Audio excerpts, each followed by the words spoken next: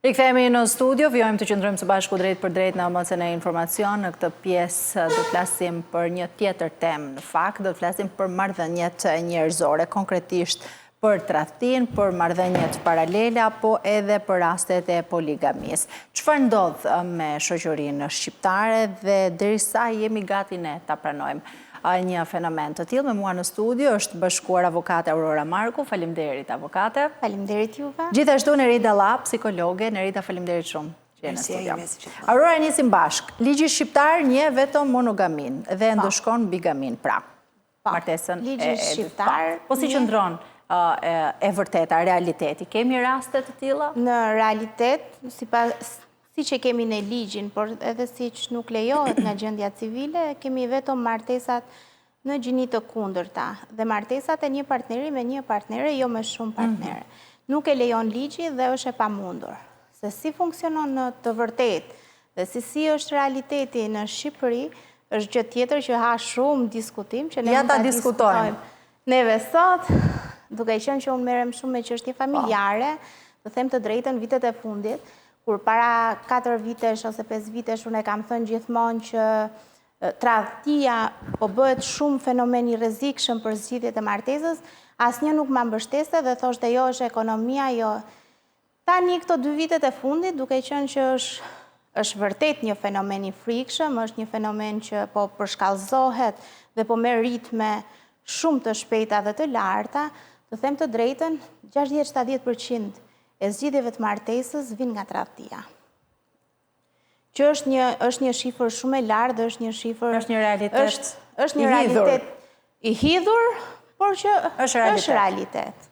Që tradhtia është bërë fenomen. Pra kjo ka ndryshuar vitet e fundit më së shumti? Mendoj se ka ekzistuar gjithmonë, po në hije, por tashmë nuk është se i trembën ta thonë. As partnerët ta godasin pjesën tjetër duke akuzuar që tim tradhton, por kemi shumë raste që edhe partnerët apo partnerja e pranon. Edhe gjatë gjykimit, në momentin që është hapur procesi gjyqësor, është në diskutime sipër çështja gjyqësore, e pranojnë. Kemi shumë raste që e pranojnë, po unë dua ta shpus marrëdhënien me të martesën, pasi unë kam krijuar një lidhje tjetër, sepse në Shqipëri ne i drejtojmë gjithmonë gjykatës me zgjidhje martese pa fajsi. Edhe pse gjatë gjykimit del që fajtori është ai që ka tradhtuar. Ai që ka tradhtuar, zakonisht edhe kur ka tradhti, edhe që pranohet për disa vite nga njëri partner, nuk është se ngrihet zëri për t'u bërë e bujshme dhe ne i shkojmë gjykatës thjesht kemi mosmarrveshje. Dhe kjo nuk klasifikohet e pjesa e tradhtisë. Por ta them të drejtën, me gjërat që ne diskutojmë para se t'i drejtohemi gjykatës në zyrë, pjesa më e madhe e zgjidhjes së martesës vjen nga tradhtia. Nerida, si perceptohet kjo tradhtia bashkëkohore nga shoqëria shqiptare? Tradhtia bashkëkohore, kjo që po pranohet. Kjo e ditëve të fundit. Po. Bashkëkohore sigurisht. Jo gjithmonë. Megjithatë, qasjet ndaj tradhtisë nuk besoj që në asnjë panel apo asnjë zë që mund të japë një mendim, nuk kam dëgjuar deri më sot që të jetë dakord apo ta justifikoj si veprim.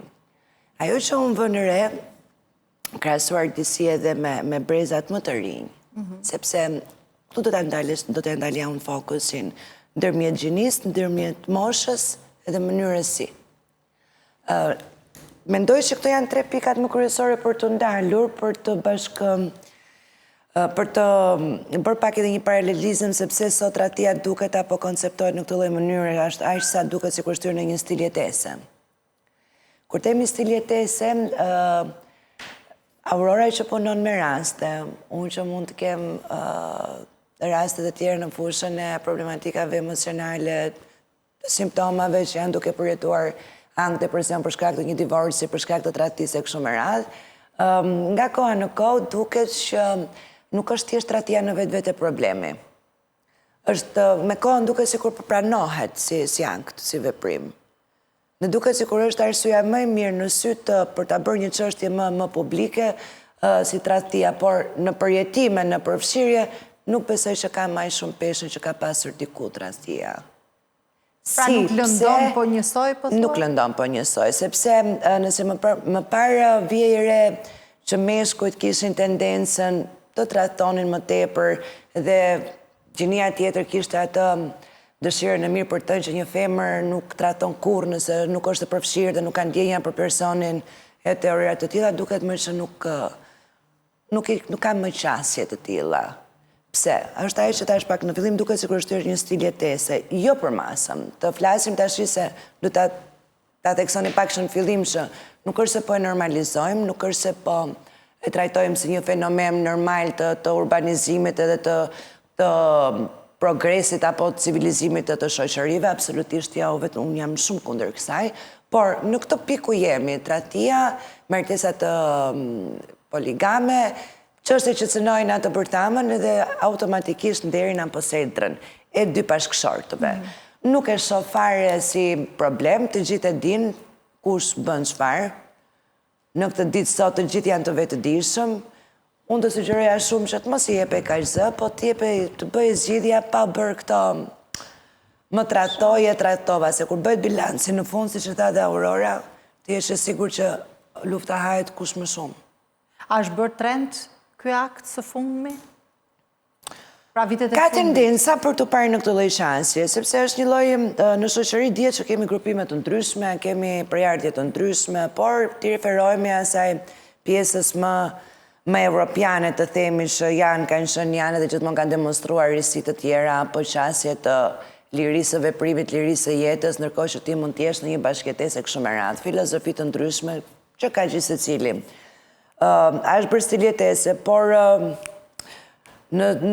pra shkosa shohim dikë që vazhdon të jetë në një martesë, në një familje, dhe lehtësisht arrin të ketë një partner tjetër paralel, dhe kur kjo gjë bëhet gjithnjë më shumë po sjell si një lloj forme e re e zhvillimit të marrëdhënieve, e kemi tendencën për të pasur këtë mendimin që jo trend, është fjalë shumë, po le të themi një orientim drejt formave të reja për të mbajtur edhe atë bërtamën, martesën, familjen të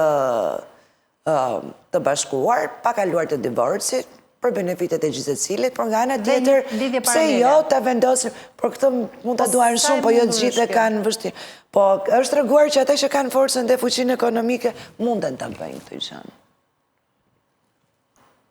Pra ka raste, Aurora, kur paraqiten Vjen një lloj kompromisi i heshtur, le të themi. Unë kam raste konkrete. Që bashkëshortja e ka ditur për lidhjen paralele, ndoshta për një kohë të gjatë? Për shumë e shumë vite, ka qenë në dieni të lidhjes paralele që bashkëshorti i saj kishte, dhe ju drejtua gjykatës për zgjidhjen e martesës vetëm në momentin, kishte kaluar 5-6 vite që ishte në dieni të kësaj lidhje martesore, të kësaj lidhje paralele, dhe ju drejtua gjykatës vetëm kur mori vesh që partnerja tjetër e bashkëshortit të saj ishte shtatzan.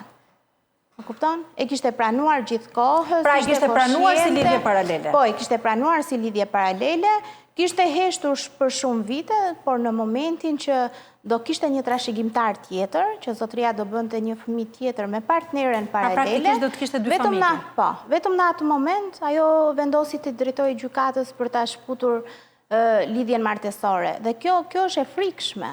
Dhe këto rastet e tilla që janë të dy partnerët, kemi dhe raste që bashkëshorti e din që bashkëshortja e saj ka lidhje tjetër, nuk është për t'u habitur, dhe heshtin.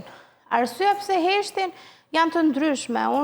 Po mirë, nga situata, për ta konkretizuar, nga raste që ti i ke prekur vetë dhe një bashkëshorte, marrim në këtë rast, e ka ditur që bashkëshorti i saj ka një lidhje paralele, edhe ka duruar këtë gjë, e ka pranuar për shumë vite. Për çfarë arsye thot ajo e ka pranuar këtë? Zakonisht këta që kanë dhe për çfarë arsye më pas se erdhi tek divorci? Arsyeja zakonisht është kur është ekonomia e mirë, kur partnerja i trembet zgjidhjes martesës në lidhje me ekonominë janë përgjithsisht, në lidhje se në moment që do divorcohet, do humbas edhe banesën, do i ketë benefitet e mira. Dhe jo më ashtu e përmendi edhe psikologja që tha që zakonisht ata që e kanë ekonominë e mirë, ata tratojnë më shumë. Dhe kjo është e vërtetë. Dhe nga ata pranohet? Dhe nga ata pranohet më shumë tradhtia? Po, heshtje, ri në heshtje gjitha kjo, dihet nga partnerja që dhe gjithmonë heshtet për të mos humur këto të mirat materiale që i vinë familjes. Ka edhe pak raste që nga ana të dy emocionale, Nerida, partnerët psikologjike, si e shpjegon këtë ti? Sa e mundur është ta pranosh tradhtin, pra lidhjen paralele, se e ndryshojnë këto, tradhtia për një çast apo një lidhje gjatë paralele dhe ti t'jesh... Të kthehemi pak në atë pikën A të... Të gjithë ne dim që kur flasim për tradhti dhe i referohemi një marrëdhënie të shëndetshme emocionalisht, të ngritura në konture të përbashkëta, që ka një shtrirje në kohë, që qëllimet janë afatgjanta, që janë serioze dhe të dy personat janë përfshira në infestuar qoftë në ndërtimin ose jo të një familje, pra në zgjerimin e kësaj martese.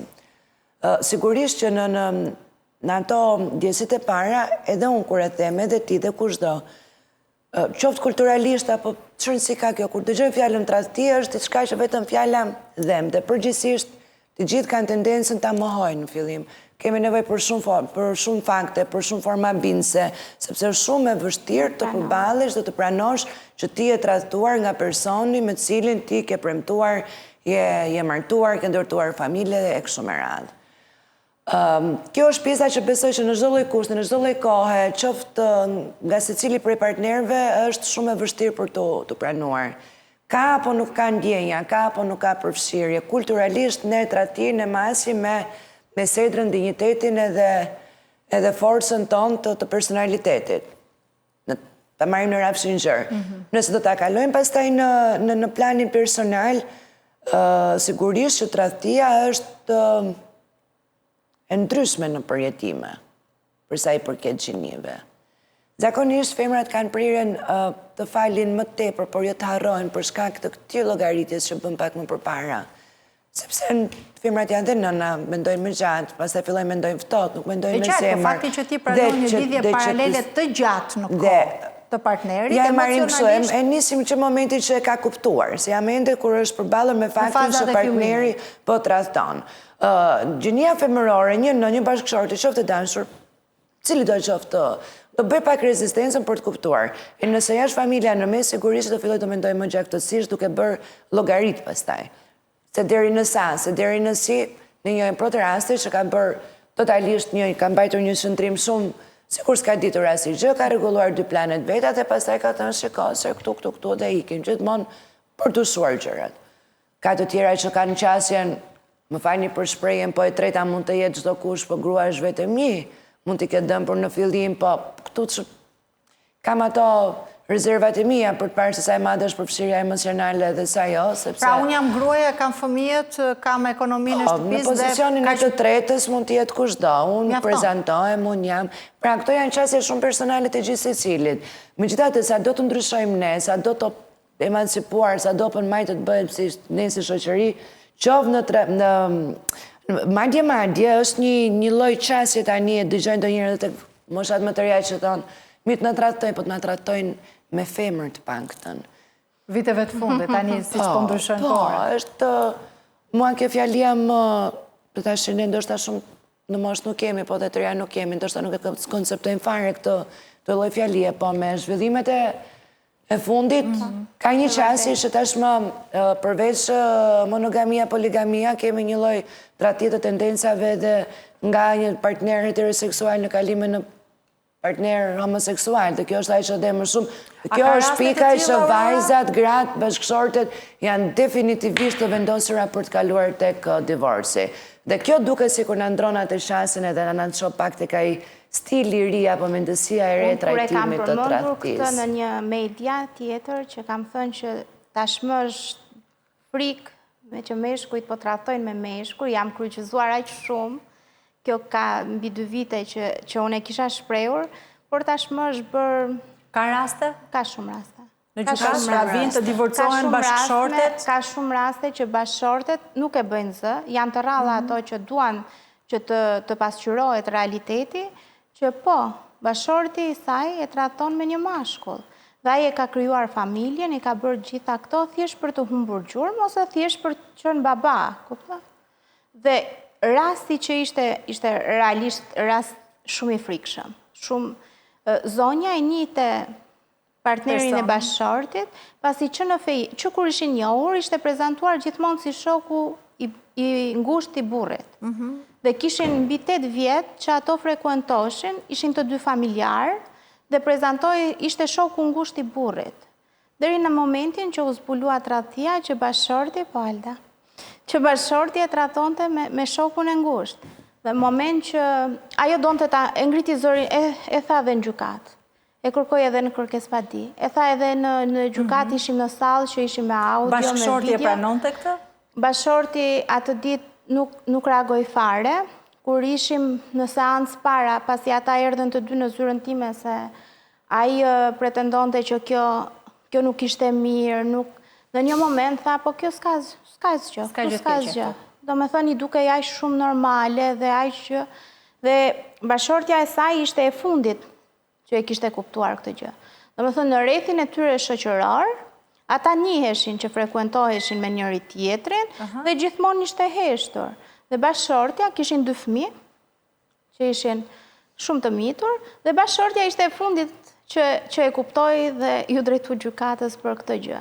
Dhe në momentin që unë e kam thënë këtë si histori, aq shumë jam gjykuar dhe para gjykuar, pasi këtu në Shqipëri edhe ndodhin, i dim, i flasim në kafene, po në momentin që ne ngrim zërin për t'i bërë publike, stepesh. Kush tradhton më shumë, burrat apo gratë? Pra, në bazë të rasteve që paraqiten kjo është, unë nuk e bëj dot këtë pjesën e dallimit, pasi femrat janë ato që i drejtohen më shumë gjykatës, dhe teorikisht i bie që meshkujt tradhtojnë më shumë. Direkt ajo do ma pres dhe do thot, po këta meshkuj me këtë tradhtojnë, se kjo ishte biseda që ne bërëm edhe te grimi, por që unë mendoj se meshkujt. Mendoj se meshkujt tradhtojnë më shumë. Unë mendoj se meshkujt janë ata iniciuesit, më shumë. Dhe mbështeten nga femrat. Është në pak të temaj që unë nuk kam një qansje, nuk tua të pozicionoha, në sensin e përsa i përket gjinis. Por, në atë shfarë shohim, në atë shfarë dëgjojmë nga puna, dhe nga eksperiencat personale, meshkujt ose gjinia mashkullore nga natyra ka predispozitën të flirtoj më shumë, të tregoj, të jetë gjithmonë në tendenca për të treguar sa më shumë anën mashkullore të ti. Tani të gjitha këtë sjellje bie në një fush, bie në një terren, do thoni ju varet ku frekuenton. Pa ato janë elemente tjera pastaj. Po unë gjithmonë jam me parimin që të ndodhi diçka duhen dy. A kushtet ku janë? Aty ndryshojnë pastaj. Ka përshtypjen që një nën apo një bashkëshorte që është ndërkohë familjare dhe në pozitat e të patur një partner në përditshmërinë e saj, e vështirëson pak qansjen, por nuk të thotë që është faktor apo që femra në këtë pozita nuk tradhtojnë apo s'do tradhtojnë. Unë kam pasur raste që femra e ka pranuar tradhtin dhe ka thënë kjo tradhtia ka qenë për të mirë të familjes. Dhe të gjithë ishim, si ndodh kjo që t'jetë për të mirë të tradhtosh për të mirë të familjes, ajo po tradhtonte me shefin tek puna e sajt për të ngritur në detyrë dhe automatikisht do kishte edhe një pagë më të madhe. Dhe kjo është e vërtet. Kjo është e vërtet, po. Kjo është e vërtet dhe është me vërtet për qeshur. Pra të ardhura do t'ja çonte familjes. Po, dhe kjo ishte tradhti për të mirë të familjes, që ajo e shprehte dhe e thoshte me mburje, nuk i duke se asajt po bënte një gabim. Në këtë rast, bashkëshorti u drejtua gjykatës për divorcin. Po, në moment që bashkëshorti kishte dyshimet e tij, kishte gjetur disa mesazhe që jepnin dyshime, i drejtoi gjykatës dhe ajo në asnjë moment nuk e mohoi. As kur ja kishte thënë ai në sy, por as në gjykatë. Tani doli një prej arsyeve sepse tradhtojnë. Pra, u tradhtoka për arsye ekonomike. Cilat janë arsyet që japim? Pra, në këtë raste kur është pranuar, po themi, ora që është pranuar tradhtia nga njëri partner, cilat janë arsyet më të shumta që japim? Po, tradhtia ndodhe edhe për humbjen e komunikimit. Ne kohët e fundit po humbasim komunikimin në familje, dhe është reale. Si me partnerin ashtu dhe me fëmijët po humbet komunikimi. Duke u sulur gjithë për të punuar nga mëngjesi në darkë, më shumë komunikojmë në për grupet e WhatsAppit se sa komunikojmë live me njëri tjetrin.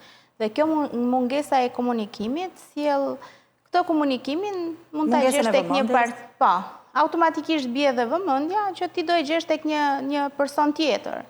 Dhe mendoj se kjo, përveç pjesës ekonomisë që mbi zotron, dhe është e para për mendimin tim, edhe kjo pjesa e komunikimit, humbjes vëmendjes, është shumë e përqyrë. Merida, pse të rrethojnë? Cilat janë arsyet që të çojnë drejt rrethtisë? Nuk mendoj se dikush çohet në mëngjes me mendjen se do të rrethoj sot. Kemi dy pika në mendimin tim. Së pari, personat të cilët që në rinin e hershme të themi, apo në fillim fazat e para të njohjes dhe të perceptimit dhe të krijimit të eksperiencës për sa i përket marrëdhënieve ndërpersonale, secili individ e kupton se ku është për sa i përket intensitetit apo mënyrës se si hyn në përfshirje ndërpersonale, në intensitetin e përfshirjes emocionale dhe intime. Pra, ka është një tipar shumë i fortë i personalitetit që është vendimtar, na pëlqen apo nuk na pëlqen në këtë pjesën. Që për ata që e kanë çik dominant, sigurisht që do jetë faktor në ecërinë apo mënyrën se si të vazhdojnë. Pra, parsor është karakteri, personaliteti çdo njeriu. Patjetër që ndikon te mase. Së dyti, varet shumë në kushtet e tashet e njëherë. Nëse kemi të bëjmë, nëse do qëndrojmë tek familja, e kemi më të lehtë për të thënë, sepse është e lehtë të dashurohesh, është e lehtë të bindesh, është e lehtë të marrësh, të japësh një betim, të japësh një premtim, ta kalosh, ta institucionalizosh këtë lloj marrëdhënie, ta kalosh në familje, martesë dhe kështu me radhë. Por deri këtu jemi thjesht te programimi. Më mbrapa pastaj është puna që duhet vërtet. Sa bëjmë partnerët, sa punojmë partnerët, dhe sa investojmë partnerët për ta rritur këtë ndjenjen. Dhe në momentin që në mendesinë e tyre çdo gjë është realizuar, puna, shtëpia, fëmia, dukemi një fasadë shumë e bukur, fillon të ndjehen pastaj boshllëqet emocional. Largohet komunikimi, largohet intimiteti, largohet koha cilësore, dhe vim në një pikë pastaj që secili nga partnerët mund të bëhet pre ose mund të joshet ose ti të rriqet vëmendja nga pak vëmendje ndryshme ose nevoja që ka pa plotësuar nga partneri. Dakor, po kjo nuk është domosdoshmërisht arsye të çojë drejt tradhtisë. Ti mund kërkosh divorcin e më tej nisësh jetën tënde. Ashtu. Po themi. Jo, po të pyes si psikologe. Unë paktën kështu e mendoj. Kjo vjen deri momentin kur që ta mbaroja unë linjën. Nuk ka të menduar gabim. Ka të menduar përmes ndjenjes, atë se çfarë ndjejmë. Edhe unë që jap mendimin, bëj shumë kujdes, se teori është kollaj të flasësh, por duke futur pak element nga puna, pak nga vetja, mundohem që ta jap në mënyrë të përgjithshme. Po thosha, në momentin që ka filluar kjo krisja, kur ne nuk ndjehemi në çift, ka filluar të ndjehet ftohja, ka filluar të ndjehet mungesa. Njëri nga partnerët, po e marrim që të mos krijojmë pabarazi, të dy, mund të ndjejnë tërheqje ose mund të ndjejnë këtë nevojën për komunikim diku tjetër. Mund të bien pre, mund të bëjnë një veprim të pamenduar, sepse ndonjëherë në gjendje të përshtyelluara nuk na drejton logjika, na drejton nevoja ose instinkti. Jemi të brisht emocionalisht.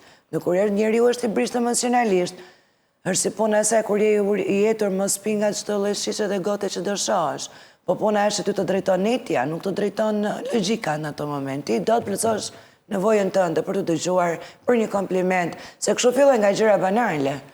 Dakord, biem dakord në këtë pikë. Në këtë pikën pastaj, gjithmonë njëri nga partnerët është ai që tërhiqet dhe kërkon përzgjidhje. Insiston për komunikimin, insiston edhe për seanca me psikologun, insiston edhe përmes familjarëve. Dhe ky është momenti ku pastaj kur ne kuptojmë ose çdo partner i ndodhur në këtë kushte kupton që ka marrë fund kjo diçka apo jo, sepse duke dëshira kur është ajo bën sensi për të përmirësuar. Mirë, kjo duhet jetë nga ana të dy palëve. Kur është të dy, po dhe kur s'është njëri, kur të rriqet dhe vjet përballë faktit dhe fyn atë bisedën e gjatë, dhe bëhet një lloj paralelizmi çfarë po ndodh, ku jemi, si mund ta shpëtojmë, çfarë do ti, çfarë zoti. Sepse në rastin që ti ke krijuar një lidhje, njëri nga partnerët ka krijuar një lidhje paralele. Nuk kam shkuar akoma tek mund të jetë një flesh. Është gjithmonë më e vështirë që ti ta përmirësosh atë marrëdhënie. Sepse ky fleshi ne mund vërtet që mund të keqen vetëm një herë kjo marrëdhënia jashtë martesore, por mund të kthehet një herë, patjetër që është tradhti. Dhe ky partneri tjetër nuk do presi të vendosë stabër që të heqin dorë dhe t'i ke nga shtëpia po të marrin divorcin. Po edhe një herë qoftë. Sa 6 bypasse në zemër. Tradhtia në vetvete i ka pasojat sa 6 bypasse. Në përfshirjen emocionale. Po patjetër se është adrenalin. Por që si tradhtia me mendim, si tradhtia me veprim, si 1000 herë, ajo mbetet tradhti për që ta diskutojmë, ta vjojmë diskutimin vetëm pas pak, kemi një hapësirë shumë të shkurtër publicitare, rikthehemi sërish.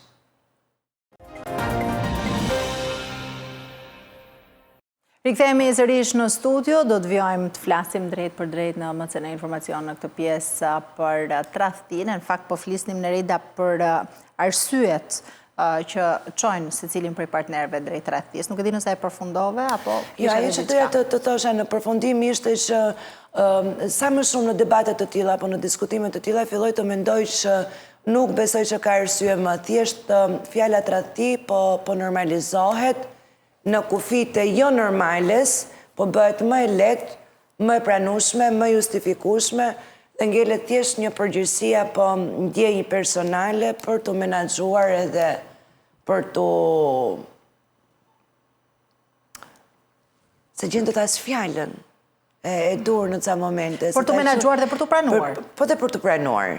Se ndonjëherë duhet, nuk mundet me ta luftosh që, nësë më mirë ta kuptosh, ose për ta kapërcyer, për dërë si kur s'po ndodh asgjë. Jo, me ato nuk jam unë. Ta pranosh kur je përballë fakte dhe të bësh zgjidhjet e tua që janë më të mira për ty. Ndodhi, nuk vlen më, kur ndodh diçka nuk vlen më jo për arsyet, jo për... Se sa më shumë... Je me parimin që tradhtia duhet falur me këtë që thua? Jo, nuk jam fare as për të falur, as për të mos u falur. Individi duhet të... E trajtoj qetë, e di pse, sepse besoj që një njeri që e ka shumë të qartë kuptimin, nocionin, kufirin e tradhtisë, unë për vete nuk e ta konsideroja fare. Është një kufi që nëse shkelet, unë nuk diskutoj më për arsye. Dorën edhe kaq se cilin jetë vetë. Nuk kërkoj as pse as pra e shko, se jam parimisht edhe de facto de jure shumë korekte me sjelljen dhe me qasjen time. Prandaj them që është e lehtë, nuk mund t'japim shembuj personal. Por se cili në tradhti, kur ndodhet para tradhtisë, duhet të mendoj me gjaktësi, sepse ajo tradhtia dim shumë mirë se sa çështje shumë të ndaja na kanë hapur, se sa pasojat të tjera. Bëjnë një zgjidhje, domethënë, me gjaktësi, nuk është fundi botës, nuk vdiq askush, kanë bërë të tjerë dhe ka kaluar të tjerë shumë më përpara. Luma ai që nuk është faktor në këtë pjesë dhe ka ndërgjegjen e pastër, para fëmijës, para vetes, para pritës, se kemi detyrime morale. Edhe ata që trajtojnë vetën e quajnë të pastër, pasi të gjithë e gjej një arsye dhe justifikim se kanë arritur aty. Justifikim, jo, nuk e quajnë vetën të pastër. Gjoja tregojnë burnin si vajzat edhe ose si femrat dhe meshkujt për ta pranuar, se kujtojnë se aty është vështirësia për të pranuar ose jo. Justifikimi, bëhet viktimizimi dhe del që ti mirë që ke tradhtuar, por nuk je fajtori.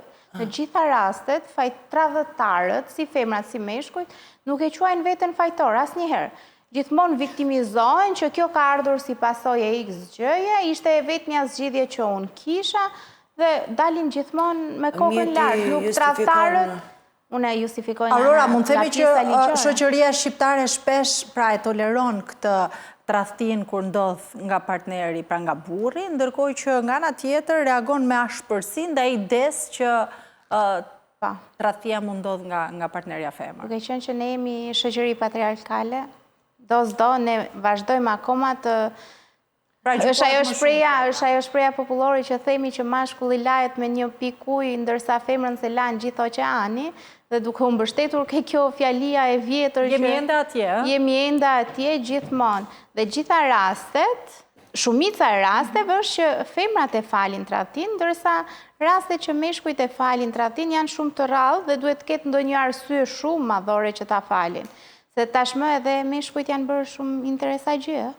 Janë bërë edhe meshkujt... Po mira, ka raste për shembull të tipi që janë drejtuar gjykatës për divorc për shkak të tradhtisë së njërit prej partnerëve, nuk ka rëndësi a është burri apo është gruaja, dhe në momentin kur partneri ka vendosur të largohet nga ajo lidhja paralele dhe të rikthehet tek familja dhe divorci, pra procesi është ndërprerë dhe familja ka vijuar. Një person tradhtar nuk ndryshon, mendoj unë. Unë vazhdoj mendoj që tradhtia është e trashëguar një. E kam akoma këtë mendim dhe them, po, e ke në gen edhe ne e themi shpesh. Edhe unë është të kritiko. Okej, kështu që bim në një mendje që tradhtia është e trashëguar. Është mendimi im dhe por që jo vetëm nga pjesa e ADN-s për ta përforcuar, se kur themi e trashëguar, edhe modelet se si ne rritemi është një lloj trashëgimie që ne e kemi. Nëse fëmia rritet përballë një familje ku njëri pratia ka qenë pjesë, ka pas debate apo sherrë të vazhdueshme në familjen ndër prindërve duke përmendur të tretët, veshi, perceptimi dhe vazhdojnë të rinë dhe nuk ka një divorc për këtë fëmijën që po rritet, mund të normalizohet tradhtia, mund të bëhet jeta edhe në tradhti dhe ti nuk ke atë përfshirje që mund ta ke. Prandaj e thot Aurora në sensin që është trashëguar. Kjo është një trashëgon të parët e personaliteti që unë të ka pak në fillim. Nëse kemi të bëjmë me një nën shumë dominante në ndërveprime, në intimitet, si që thonë është gargon qeflije, të qeshur, të çdo t'i parë ikën kalon edhe pjesa e intimitetit, mund të trashëgohet.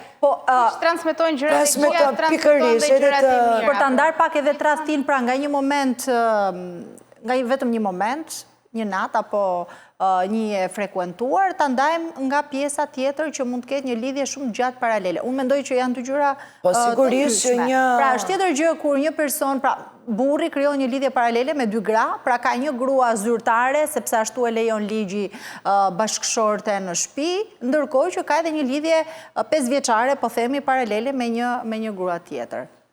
Me ndryshimet e kodit të ri penal, tradhtia do dënohet, ose do vërtetohet, se ne nuk na e lejon ligji që ne ta bëjmë zyrtare të dy martesat.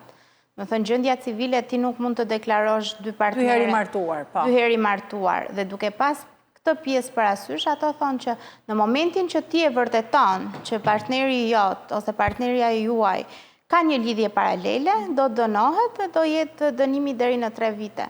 Nuk e di se sa do e ketë këtë është kodi i ri penal. Dakor, nëse kjo është e zbatueshme dhe do të zbatohet kjo, do të jetë një farë falje kjo nga ana e partnerit tjetër, apo do shkojë prapë në divorc? Pra do të përmirësoj diçka kjo? Jo, do ketë më shumë të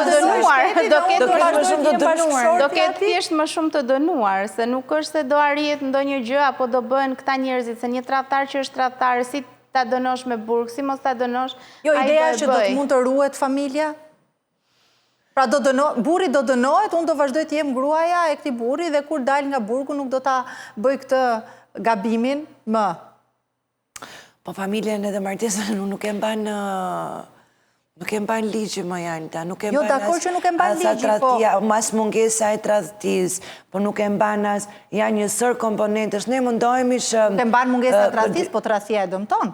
Po pikërisht, por kjo është një fakt tani, është diçka që e njeh gjithë bota. Jo, rikthehemi aty tek ajo që unë thash, pra nëse një çift nuk shkon mirë me njëri tjetrin, nuk ka komunikimin, intimitetin, pra mund të marrin duhet i veshin nga ati divorcit, se duhet i vënë mbi emrin tradhti. Po ku është ky sinqeriteti? Po se të gjithët ata që tradhtojnë, ti je bindur që nuk duan të heqin dorë nga martesa. Në këtë shansin e ke menduar? Po është e vërtet. Sepse e duan që ta kenë edhe familjen, por që të kenë edhe këto... Madje dalin edhe me tezën që njeriu mund të dojë 2 persona, mund të investohet në 2 persona, mund të jetë kudo 2. Pra mund të ndajë dashuria në 2 persona? Po ka.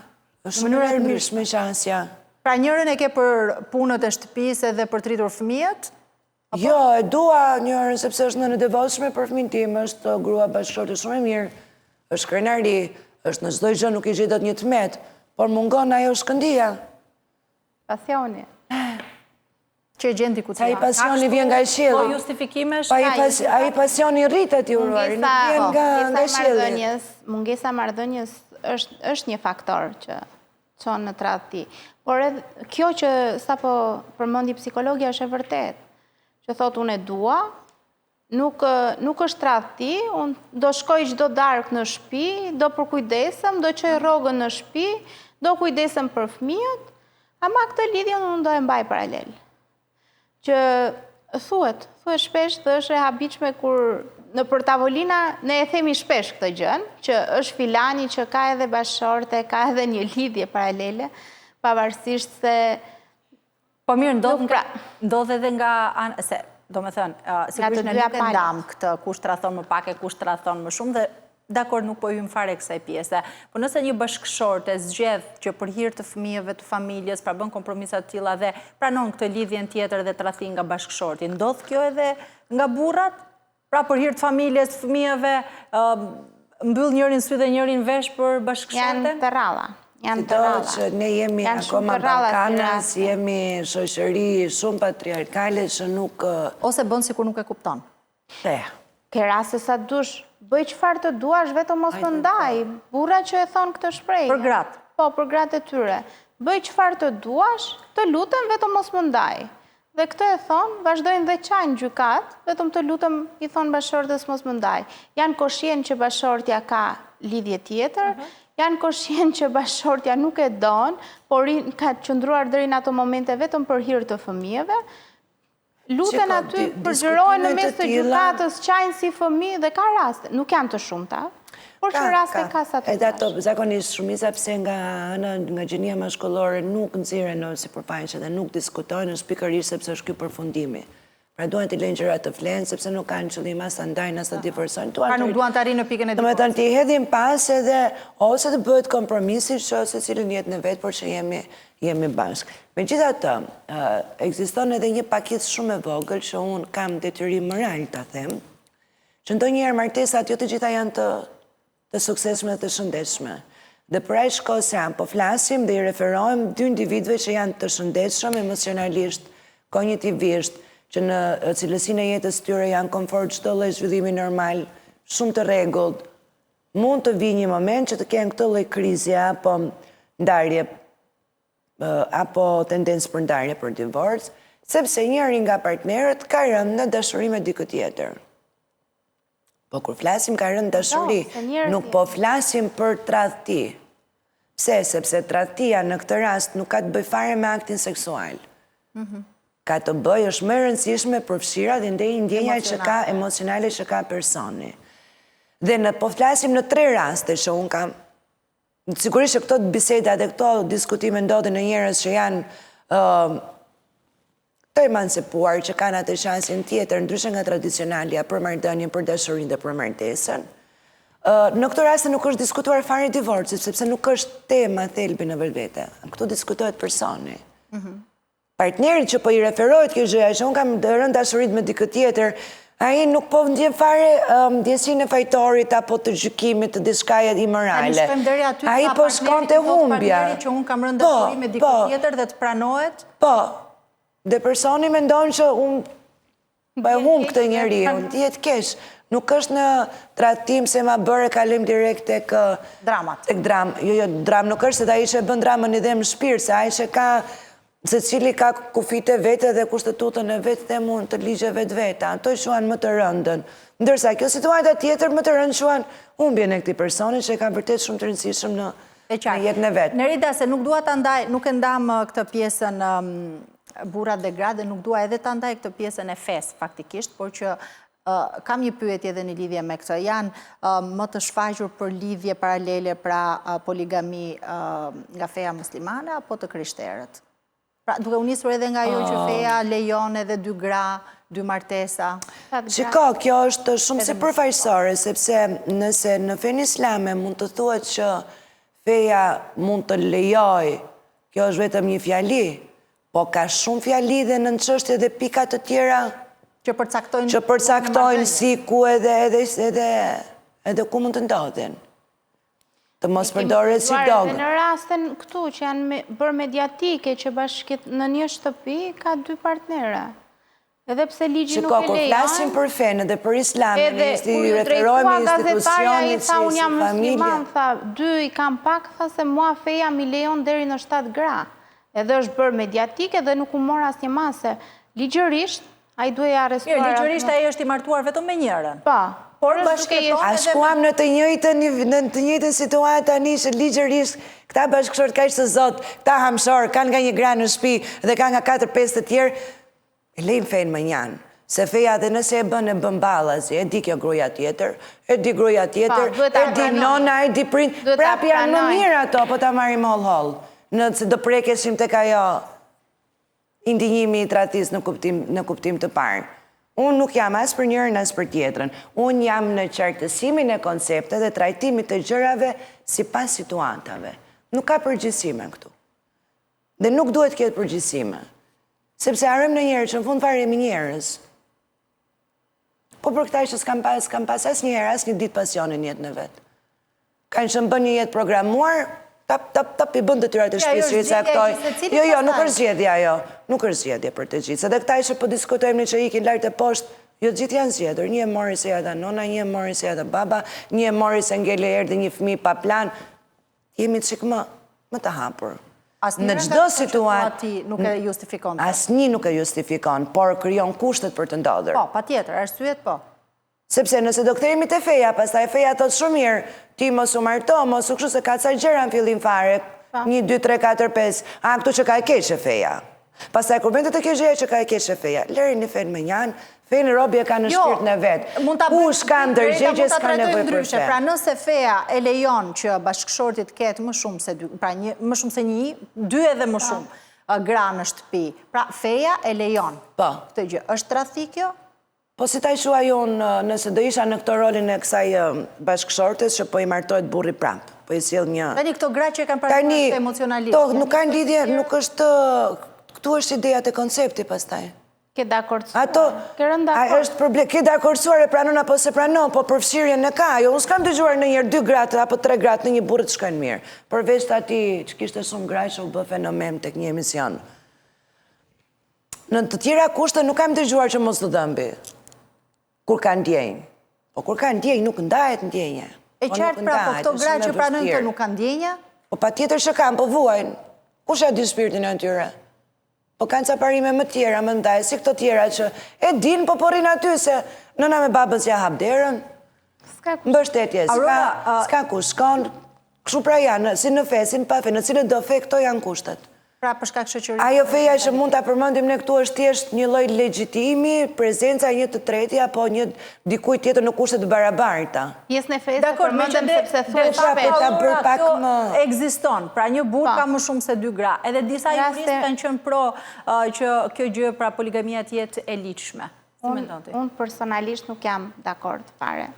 Po fare. Përderisa ekziston, pra e lejon feja dhe kjo është ka familje të tilla, le ta prenojnë ata juristët, avokatët që janë të asaj feje. Unë vetë si e krishterë nuk jam dakord dhe në Shqipëri nuk mendoj se do bëhet legjitime ndonjëherë. Ne nuk kemi vendet e huaja, vendet arabe që mbajnë disa partnere, por që janë me dakordsinë e njëra tjetrës. Me dakordsinë, sepse niveli ekonomik është aq i lartë dhe kur vjen ato kushtet që bëhet martesa përmes xhamisë, si kanë të gjitha rregullat sipas Islamit, të gjithë heqin dhe mendimin, se me mbaj 2 gra duhet me i pas se s'ta lejo. Por që atyre... Po, por atje lejohet kjo. Ndryshe nga vendet europiane, ndryshe nga vendet ballkane, ndryshe nga Shqipëria, dhe nuk mendoj se në Shqipëri ndonjëherë pas njerë feja nuk ikën më vete kulturalisht. Edhe marrëdhëniet që janë të ndërthurura me lidhjet e fshehta të bëshin publike dhe të ishte normale, pra do ta dëmtonte apo do ta ndihmonte familjen, nëse do të bëj legjitime një gjë e tillë? Unë mendoj se do e dëmtonte. Të paktën për pasardhësit do ishte shumë problem. Unë nuk jam për poligami. Nuk kam qenë asnjëherë. Ase mendoj fare. Më duket... Sepse nëse në rastin më të keq, ti ke një lloj mbrojtje të themi, që ti je një. Edhe automatikisht në çdo lloj situate tjetër, ajo tjetra hyri në mes. Se kështu funksionojmë ne me... Nuk shpëtojmë dot syrit edhe gjykimit të shoqërisë, përderisa diskutojmë këtë pjesë. Kurse nga ana tjetër do ishin kushte të barabarta dhe në ndarje të personit apo të... E jo më pastaj shtimi i pasardhësve me... Unë nuk jam për këtë pjesën. Edukata e komunikimit sa ndikon për ta ruajtur marrëdhënien në çift? Po shumë dikon, komunikimi është qelë i çdo gjëje, si në debate banale, në komunikime banale, ashtu edhe në dashuri. Ajo që njerëzit e konceptojnë gabim është që sa më shumë afrohet në shkurtim të hapësirave apo ndërtimit të një institucionit të ri të familjes, shifti, aty duhet jenë më të lirshëm, e them gjithmonë, aty duhet filloj kujdesi. Asgjë nuk duhet marrë si e mirëqen, as dashuria, as përkushtimi, as respekti. Aty duhet filloj mirënjohja, aty duhet filloj vlerësimi, aty duhet filloj angazhimi, jemi bashkë, po jemi edhe dy. Nuk përfundon dy, nuk përfundon shifti kur zjerojt familja. Atëherë duhet jetë mënyra më, ose arsyeja më e madhe për të përforcuar sa pak kemi ne edhe në rrethin tonë që njohim që të shiftit ike një fundjavë, të ike nga zhurma dhe të marrin kohën në intimitetin e vetë, qoftë edhe për të folur njerëz në rinin e tyre, në atë buzën e detit, kujtojnë si u dashuruan. Shumë pak.